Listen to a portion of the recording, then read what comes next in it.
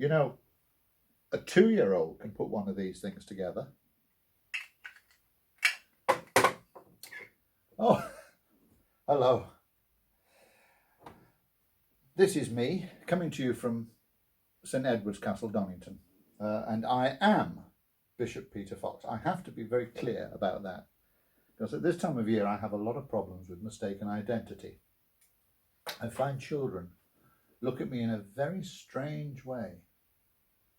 Well, of course, it's the feast of St Nicholas coming up, and in my family, that's the day when traditionally we Foxes send our letters to Father Christmas, because feast of St Nicholas, 6th of December, Father Christmas's birthday. Seems a good day to write. We're big fans of Father Christmas.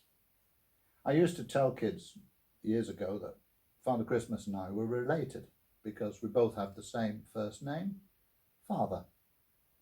And it's true, we do have a lot in common. Some people seem to think I look a bit like him. I can never see that myself. Certainly we did do the same job. I used to be Bishop of Port Moresby, and he used to be Bishop of Myra. Myra is in Turkey. I wonder if that's why we have turkey at Christmas. I don't know. Anyway, that's where it all began. Myra in Turkey. And it was winter in the year 302 AD. Now, a guy called Diocletian, he was the emperor of Rome, and Rome basically ran everything in those days. Diocletian decided that he didn't like Christianity very much, and he was going to wipe out Christianity. And he decided the easiest way to do that was to wipe out Christians. So in the winter of 302, St. Nicholas, well, he was just the local bishop then, Bishop Nicholas. He and his congregation were in serious trouble. In fact, they were all rounded up and put in jail. I like to think it was probably about then that this old guy, Bishop Nicholas, and his congregation all gathered together, imprisoned for the sake of their faith. I think that's perhaps where the legend really began, with a kind old gentleman taking care of his people, and especially the children, sharing his food with those who are hungry in that prison long ago.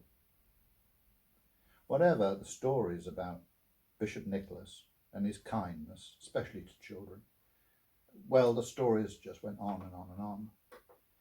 He was just a remarkable man. There was something about the quality of his kindness, caring for his people, that endured. People talked about it long, long after he was gone. Gone where? That's the mystery. They used to tell stories. One of the stories was about he helped out some girls that were about to be taken into slavery, and he helped them out by leaving 3 bags of gold. They used to hang their stockings up by the side of the fire. Too poor, you see, to own more than 1 pair of stockings each, so they'd hang up their stockings one at a time by the fire to dry, and he came secretly and left this gold, which preserved them from slavery. That's why, to this day, you get 3 gold balls hanging outside pawnbrokers' shops, which is a reminder to all of us where we'll need to go after Christmas is over and we've got to pay for it. One occasion he rescued some children that were about to be killed by their innkeeper, and so consequently he's the patron saint of forensic scientists. He once rescued some sailors. There were all sorts of stories about him, stories about this kind old gentleman. And then, very mysteriously, gone. Where did Bishop Nicholas go to? By now, when people told stories of Bishop Nicholas, they didn't call him Bishop Nicholas anymore. They called him Saint Nicholas. Saint Nicholas, or Santa Claus in some languages. But for a long time, nobody heard anything of this Santa Claus, this Saint Nicholas. And then something rather strange began to happen. Centuries later, long after Myra, you started to get stories about an old gentleman with a long white beard who would come and leave gifts for the children that had been good.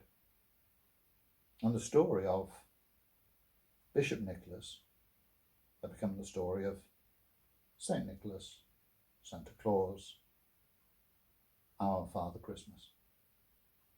And it's been going on ever since.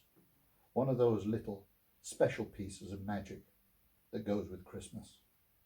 It's a piece of magic, one of the best magic tricks of all time. It's a trick that is worked by the children. I'm going to tell you a secret. The whole secret about Father Christmas is the magic is worked by the children. It's a gift that children give to the grown-ups every year. They give the grown-ups a chance to play like children again. So don't forget Christmas Eve. Don't forget about Father Christmas. Don't forget about the importance of kindness, generosity, as Christmas comes round once a year. What? Excuse me a minute.